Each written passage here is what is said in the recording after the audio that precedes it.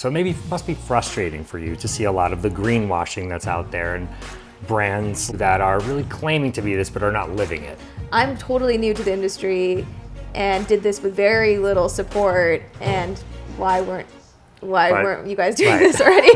Why wasn't this done? Yeah. Hey, it's Alex with Couch.com, and I'm super excited because we are in Williamsburg, Brooklyn to check out the new showroom of a brand that I've heard about for a long time. This is Sabai.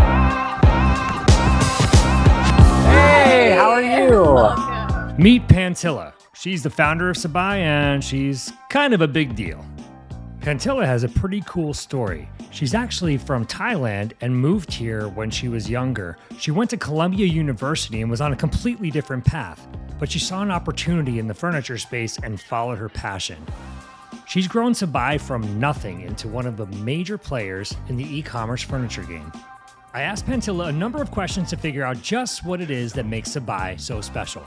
How did you get into furniture? I've always been more interested in the sustainability side. Did not have a background in furniture. It really started because I was trying to buy furniture, and as you know, it was a hard process. And so it started from multiple angles. A, I just felt like I wanted to create a solution for people in our generation that was easier, both in terms of the experience, and then B, was more sustainable. Because when you layer in, okay, you want to buy furniture that looks good, is affordable, and then you also care about the environment, it felt impossible. And I mean, we've seen it play out in other industries too, where, you know, sustainable brands have done really 100%. well. And so I felt like that wasn't something in the furniture industry yet.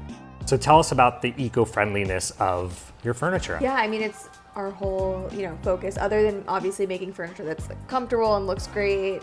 It's really focused on sustainability. And so, I mean, sustainability is such a big term. So that can go towards the materials, how the pieces are made, the supply chain, and then also thinking about end of life as well. And so we really look at the entire breadth of those things. And so for the materials, like I said, this is a recycled velvet.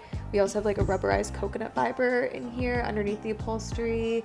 We have a line of 100% hemp fabrics.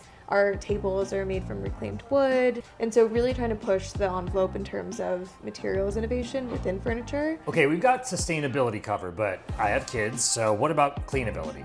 They're very cleanable. Okay. We don't use any of the stain resistant treatments that, sometimes you see water like rolling off of fabrics.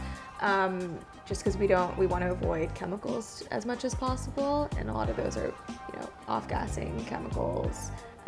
So this one is inherently stain resistant, though. It is a synthetic fiber. It's a recycled velvet, but it's very, very easy to clean. Also thinking about changeability, just because obviously people move a lot, their homes change, their tastes change. Life happens, children happen. Yeah, they do. Can you pan to my child over here? We had to ask him to take his shoes off. So thinking about how you can cater to those things while trying to reduce waste. And so most of our products are slip coverable. Our coffee table can change top sizes and shapes. You can get expansion packs, or if you need to get rid of a piece, we also have Sabai Revive, which is our owned resale program. And so we'll take it back, facilitate a resale, you'll get a commission. And so really trying to keep our pieces out of the landfill as much as possible. It must be frustrating for you to see a lot of the greenwashing that's out there and brands like that are really claiming to be this but are not living it. There's just such a difference between being retroactive, saying you're gonna plant a tree or buy a carbon offset for every shipment, versus thinking about, okay, how do I not contribute from the onset? And that just requires a lot more work. A lot more. You were mentioning about your resale program and how that's like a good example of something that has garnered some attention. There's so much to do and innovate within the furniture industry, and when we entered it, we actually didn't have the Revive, the resale program, and the repair program to start. We launched them, it's a year and a half into launching the company. There wasn't really anything like the programs that we launched before. We won Fast Company Awards for them, and we're honored by them. I also joined the board of the Sustainable Furnishings Council, and so I was proud to be acknowledged, but it was interesting where it's like, I'm totally new to the industry and did this with very little support, and why weren't you guys doing this already?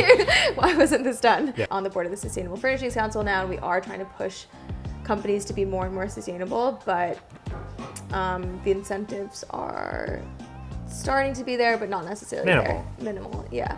The Sabai showroom is here in Williamsburg, Brooklyn. I used to live here. I didn't mention that to you. I swear. We wanted a space that felt different from other furniture showrooms. I feel like sometimes it's hard to conceptualize what it would look like in your own home because it doesn't feel like a home. That's where we wanted to feel different, is we wanted it to feel really inviting, really cozy and home-like. No, that's nice. And it does feel extremely welcoming. Everything you said, I felt walking in.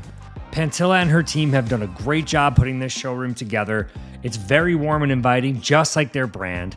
And you should check out some of our other content about Sabai on couch.com because Sabai is one to keep your eye on.